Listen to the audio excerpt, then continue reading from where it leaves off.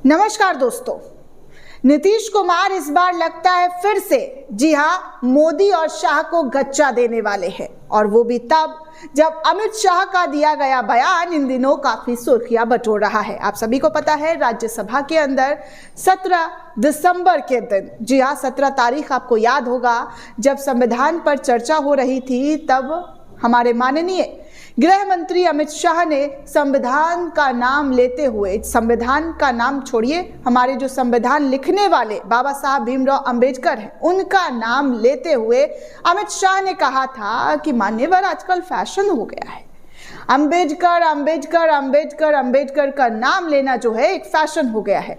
अगर यही लोग जी हाँ इतना भगवान का नाम ले लेते तो भगवान इन्हें स्वर्ग दे देते। इसके बाद विपक्ष ने इस पूरे मामले पर अमित शाह को और पूरी की पूरी बीजेपी को घेरना शुरू कर दिया।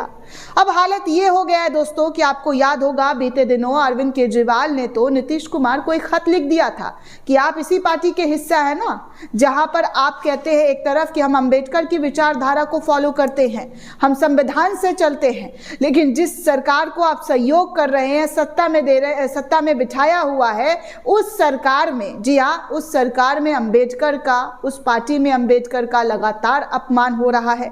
ऐसी बातें खुला खत लिखकर नीतीश कुमार को भेजा गया था। अब नीतीश कुमार को ना उगलते बन रहा है ना बनते। जी हाँ, अभी तो विधानसभा का चुनाव भी है बिहार के अंदर, और ऐसे में नीतीश कुमार अगर अंबेडकर वादी बनकर नहीं दिखाते हैं तो हम बिहार की जनता नीतीश कुमार के साथ क्या करेगी ये तो आपको पता ही है। लेकिन बीते दिनों आपको खबर एक ये भी निकलकर सामने आई होगी, जैसा कि मैंने आपको खबर बताई भी है दोस्तों सुबह ही, कि कैसे नीतीश कुमार जो है बीमार पड़ते हैं और बीमार पड़ने के बाद अपने तमाम कार्यक्रम को रद्द कर देते हैं, और रद्द इस कदर कर देते हैं कार्यक्रम को कि किसी भी कार्यक्रम में वो नहीं जाते हैं।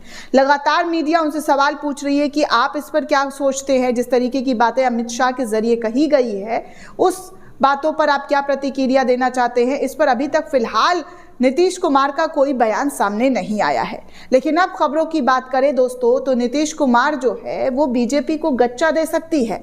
अंबेडकर मामले में बुरी तरीके से बीजेपी फंस गई है, क्योंकि अमित शाह ने जो बयान दिया है उस बयान के बाद बवाल थमने का नाम नहीं लिया जा रहा है। अब जो मैं आपको खबर दिखाने जाऊंगी उस खबर को आप देखकर खुद समझ जाएंगे कि नीतीश कुमार क्या खेल खेल रहे हैं और किस तरीके की चीज़ें जो है निकलकर सामने आ रही है। आज तक के हवाले से खबर आ रहा है दोस्तों कि नीतीश कुमार की खामोशी बीजेपी को डराने वाली है। जी हाँ, नीतीश कुमार की खामोशी बीजेपी को डराने वाली है। अंबेडकर के नाम पर कहीं फिर से पाला ना बदल ले। जैसा कि मैंने आपको कहा है कि खबरों का जोर सुबह से ही पकड़ा हुआ है कि नीतीश कुमार इंडिया गठबंधन के साथ शामिल हो सकते हैं। तेजस्वी यादव को ऑफर तक दे चुके हैं गठबंधन में शामिल करने के लिए, तो ऐसी खबर निकलकर सामने आ रही है। खबरों की बात की जाए दोस्तों तो नीतीश कुमार आम चुनाव से पहले एनडीए में लौटे थे, तभी से उनके मुंह से बार बार एक बात सुनने को जरूर मिलती रहती थी, अब कहीं नहीं जाएंगे, चले गए थे, गलती हो गई थी। लेकिन अब लगता है नीतीश कुमार वैसा ही गलती दोहराकर अपनी गलती सुधारना चाहते हैं।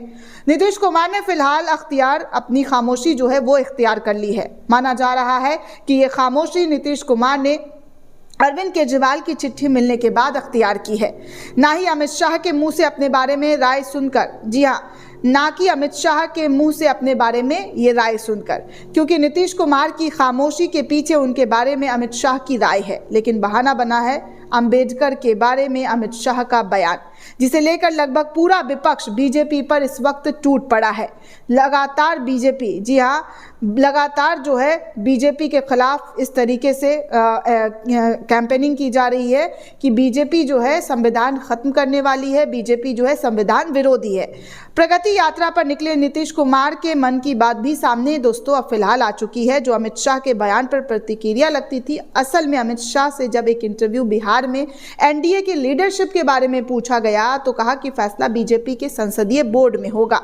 उसके बाद से नीतीश कुमार मान रहे थे कि बिहार में एनडीए के नेतृत्व को लेकर फैसला तो हो चुका है, फिर संसदीय बोर्ड में फैसला लिया जाना बीजेपी का नया स्टैंड लगता है। कहीं ना कहीं नीतीश कुमार को यह डर पहले ही सताने लग गया था दोस्तों, क्योंकि जिस तरीके से अमित शाह ने बयान दिया था उसमें साफ कहा था कि संसदीय बोर्ड बैठक में होगा। अब इसमें बैठक में क्या मीटिंग होगी, क्या चर्चा होगी और क्या फैसला लिया जाएगा, जब सब जान रहे हैं कि बिहार में अगर बीजेपी किसी के नेतृत्व में चुनाव लड़ रही है तो वो नीतीश कुमार के साथ लड़ेगी, और मुख्यमंत्री कौन होगा तो नीतीश कुमार होंगे।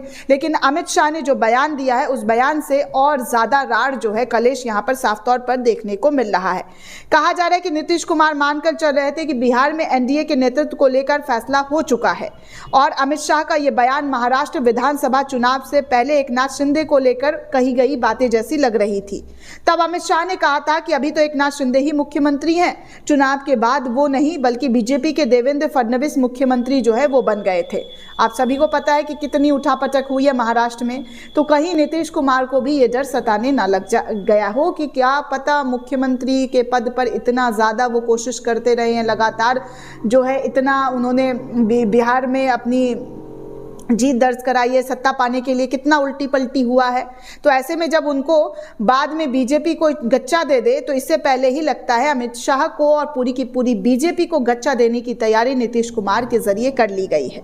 चुनावी नतीजे के आने के बाद आप सबको याद होगा दोस्तों, एकनाथ शिंदे के समर्थन में महाराष्ट्र में भी बिहार का फॉर्मूला लागू करने की मांग शिंदे की तरफ से की जा रही थी, जिसमें कम सीट आने के बावजूद भी बीजेपी ने नीतीश कुमार को 2020 में बिहार का मुख्यमंत्री बनाया था।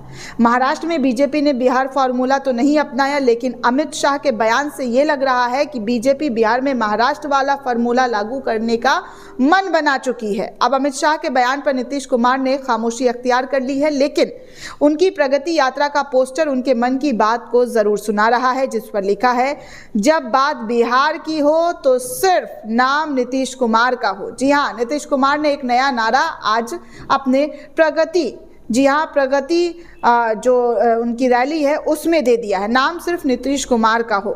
नीतीश कुमार की प्रगति यात्रा का स्लोगन वैसा ही है जैसे 2015 के विधानसभा चुनाव में था।